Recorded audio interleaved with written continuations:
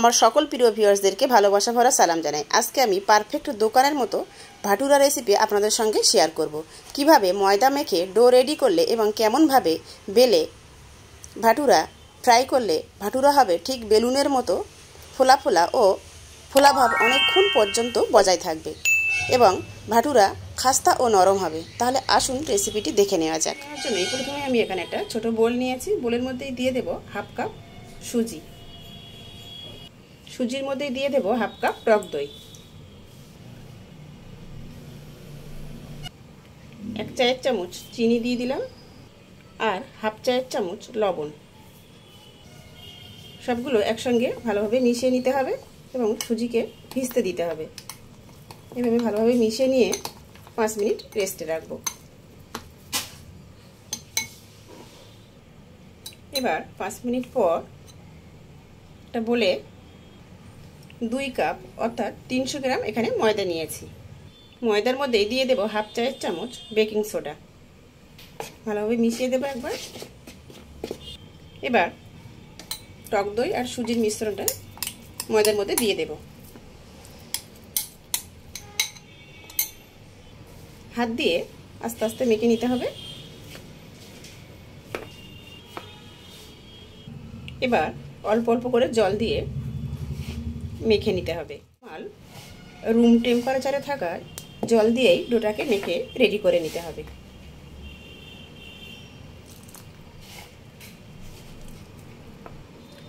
প্রায় 4 মিনিট এইভাবে ডোটাকে মেখে নিয়েছি। এই পর্যায়ে ডোয়ের মধ্যে আমি 1 টেবিল চামচ সাদা তেল দিয়ে দেব।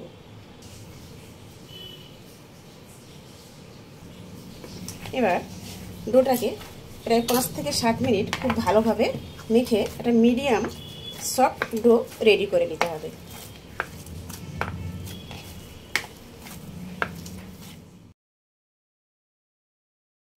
অল্প অল্প করে জল দিয়ে একটা মিডিয়াম সফট ডো এখানে আমি রেডি করে নিয়েছি। খেয়াল রাখবেন যেন ডোটা খুব বেশি নরম না হয়ে যায়, তাহলে রেস্টে রাখার পর ডোটা আরও নরম হয়ে যাবে। হাতে অল্প একটু সাদা তেল নিয়েছি।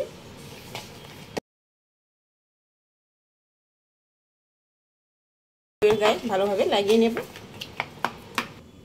ডোটাকে আমি রেস্টে রাখবো প্রায় 4 থেকে 5 ঘন্টার জন্য। আপনাদের হাতে যদি সময় না থাকে অন্তত 1 থেকে 1.5 ঘন্টা রেস্টে রাখবেন।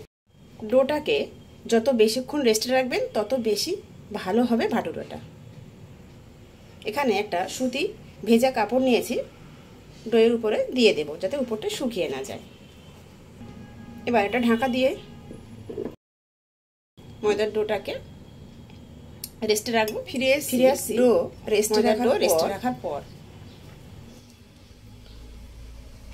আবারও প্রায় 1.5 থেকে 2 মিনিট একবার মেখে নিতে হবে এইভাবে।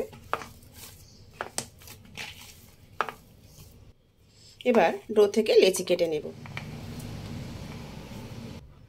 নর্মালি মানে রুটির সাইজের যেমন লেচি কাটতে হয় তেমনই সাইজের লেচি কেটে নেব, বা লুচি থেকে একটু বড়। আমি দুটো হাতেই এবং প্লেটের মধ্যেই ভালোভাবে তেল মেখে নিয়েছি। এইভাবে লেচিগুলো হাত দিয়ে গোল করে নিতে হবে,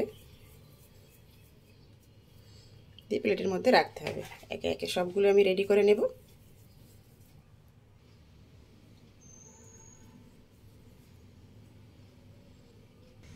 হাত দিয়ে লেচিতে একটু তেল লাগিয়ে নিলাম যাতে একে অপরের সঙ্গে জড়িয়ে না যায়। এবার একটা ভিজে সুতি কাপড় দিয়ে ঢেকে আরও 10 মিনিট রেস্টে রাখবো। 10 মিনিট পর এখানে বেলুন চাকির মধ্যে একটু তেল লাগিয়ে রেডি করে নিয়েছি। এবার ভাটুরার জন্য লেচি বেলে নেব।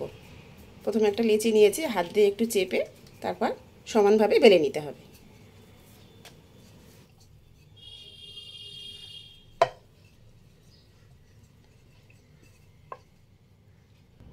খেয়াল রাখবেন কোনো দিকে মোটা বা পাতলা না হয়ে যায়, সমানভাবে বেলে নিতে হবে। আমি ওদিকে গ্যাসের চুলাতে অলরেডি তেল গরম হতে বসিয়ে রেখেছি। ভাটুরা ভেজে নেওয়ার জন্য তেল খুব ভালোভাবে ধোঁয়া ওটা গরম করে নিতে হবে। এবার খুব সাবধানে আস্তে করে ছেড়ে দিতে হবে। ভাটুরা ভেজে নেওয়ার জন্য একটু বড় কড়াই নেবেন, তাহলে কি ঘুরিয়ে ঘুরিয়ে ভেজে নেওয়া যাবে। যখনই অল্প ফুলতে শুরু করবে আস্তে আস্তে এইভাবে তেল দিয়ে দেবেন।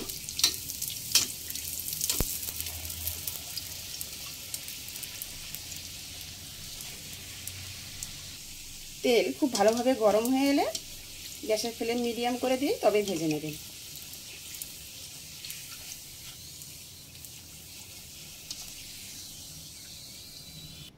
আবার একটা ভাটুরা বেলে নিয়েছি।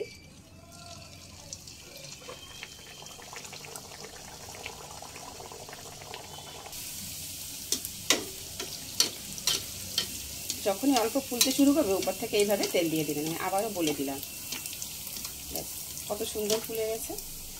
এবার উল্টে দেব।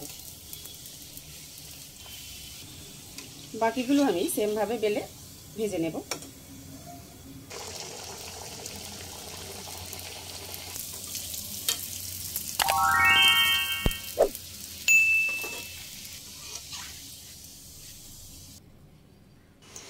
একদম দোকানের মতো গরম গরম ফোলা ফোলা ভাটুরা রেডি হয়ে গেল। চানা মশলা দিয়ে সার্ভ করে নিলাম, সঙ্গে পেঁয়াজের রিংও রাখলাম।